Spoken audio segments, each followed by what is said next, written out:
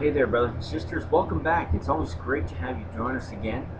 You're back for our second segment or episode of this chapter 15 of 1st Nephi. For those of you who are new, my name is Rex Beardsley. I'm the host here, and I am hosting the show called Learning Mormon Principles.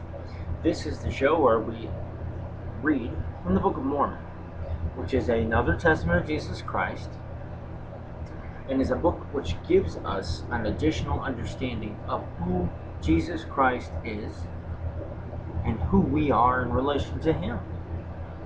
He's a very wonderful man. I try to keep a picture of him around at all times to keep me reminded of my great responsibility as a parent and as a disciple. Now, brothers and sisters, we left off on the last segment at the end of verse 6.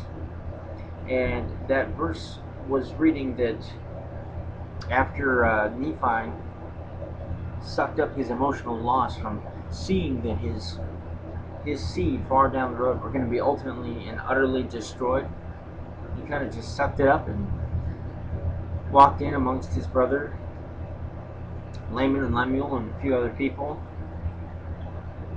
And as the end of verse 6 says, desiring to know of them the cause of their disputations. So he wanted to go in first, figure out what's wrong, and second, explain it to them, because they obviously didn't understand. So let's start with verse 7 here. It says, and they said, behold, we cannot understand the words which our father hath spoken concerning the natural branches of an olive tree, and also concerning the Gentiles. I can almost see Nephi's facial look when he says, and I said unto them, have ye inquired of the Lord? It's like saying, how can you ever hope to understand? You know, we put this in today's terms. If I'm Nephi and I was speaking to you, Laman and Lemuel, or whoever, it'd be like me coming up to you and saying, did you even ask to find out whether or not? You know, it could be, oh, I heard so-and-so hated me. Well, did you ask to find out if so-and-so hates you? Or did you ask to find out if so-and-so said this or if so-and-so said that? Well, no. Okay, well, that's the same thing. Nephi's going, okay, look, you're saying you don't understand the things that Father has told you. And because you don't understand the things that Father has told you, you don't understand the things of whom He is speaking of. And of course, that's of God and His plan. So this has got to be very frustrating for Nephi, but he's a very patient and loving man, and he loves his brothers, despite all the evil they did him. So, Nephi says this, he said that to them to kind of get them to try to answer their own question. But listen to how ignorant Laman and Lemuel truly are. He says in verse 9, and they said unto me, we have not, for the Lord maketh no such thing known unto us. You've got to be kidding me, right? What do you mean the Lord doesn't make anything known to you? Oh, that's right, Laman and Lemuel. It's because you never pray, you never follow the commandments without murmuring against me or the Father or anything. So how is it that you could ever hope to find out or help to know what thing you say you have no knowledge of? You can't find out if you don't ask. Can you? Consider that. Hang on a minute as we go into the next verse. Verse 10. Behold, I said unto them, now this is Nephi firing back quickly, how is it that ye do not keep the commandments of the Lord? How is it that ye will perish? Because of the hardness of your hearts. It's a good question, but it makes sense. He's like, okay, the Lord doesn't make anything known to you, Laman or Lemuel? He doesn't? Are you sure? Okay, well, if He doesn't, why are you going to allow yourselves to die and nothing to happen, and yet not at least ask the question, is this true? Is this not true? Could any of us afford to make that mistake? Brothers and sisters, no. We know of a couple Old Testament stories We spoke about him at church a little while ago.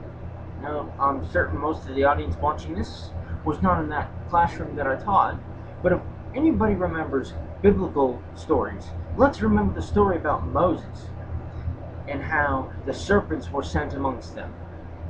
And many of these folks were bitten and, were poisoned.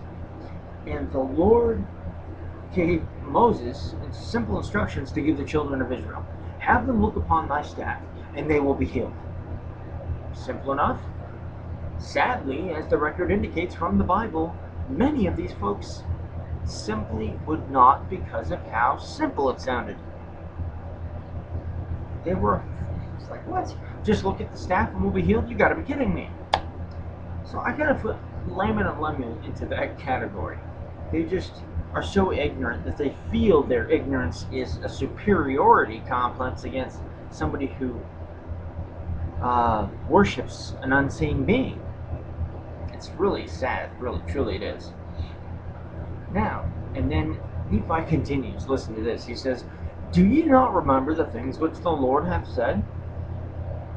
If ye will not harden your hearts and ask me in faith, believing that ye shall receive with diligence in keeping my commandments, surely these things shall be made known unto you. Now, normal Christians know most of that phrase very well.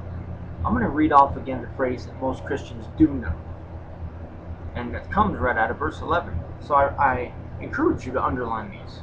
It says, if ye will not harden your hearts and ask me in faith, believing ye shall receive, surely these things will be made known unto you. It is Nephi who adds with even greater clarity truly what the Lord is wanting us to do. Sure, you need to believe. Sure, you need to ask. But most importantly, which was the phrase I left out the second time I read that through, is that with diligence and keeping my commandments. Not on Monday, Tuesday, and Wednesday, keeping his commandments, and then the other 4 days of the week, no commandments kept. No, they can't happen that way either. We have to endure and continually live the principles of the gospel day in and day out, day in and day out. And that is the most hardest thing to do. It was hard for Nephi.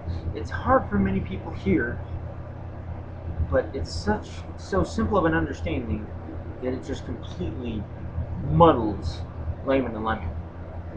Now we spent a lot of time on these verses, so let's move forward here. In verse 12 it says, behold, I say unto you that the house of Israel was compared unto an olive tree by the Spirit of the Lord, which was in our father. And behold, are we not broken off from the house of Israel? And are we not a branch of the house of Israel? He's trying to help them understand that vision. You have a tree, a branch, original thing that grows up. And some parts of the tree have a tendency to die off or fall away. The Lord chops those and breaks them into the fire. Others he takes up and he leadeth them away. Breaks branches off and he sticks them other places in his vineyard, which is the world, so that they can blossom outside of the main corrupt portion of that tree that is falling apart. And then, in the latter portion of that olive tree,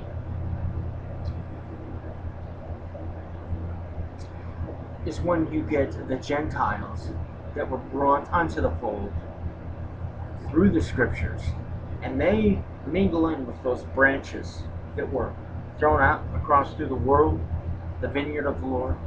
And the Lord, as he says in the scriptures, he will gather Israel. Those were the keys that Moses had, the keys to the gathering of Israel from the four corners of the earth. So these are some exciting things we're talking about, brothers and sisters. And I'm so grateful to have the opportunity to continue to talk with you about these things. Now, we've gotten through all the way verse 12 now. Not very much, but I hope you're learning something. When we come back, we'll start at verse 13. Please take a moment again, brothers and sisters. Click if you like it, and rate and comment, okay? Thanks.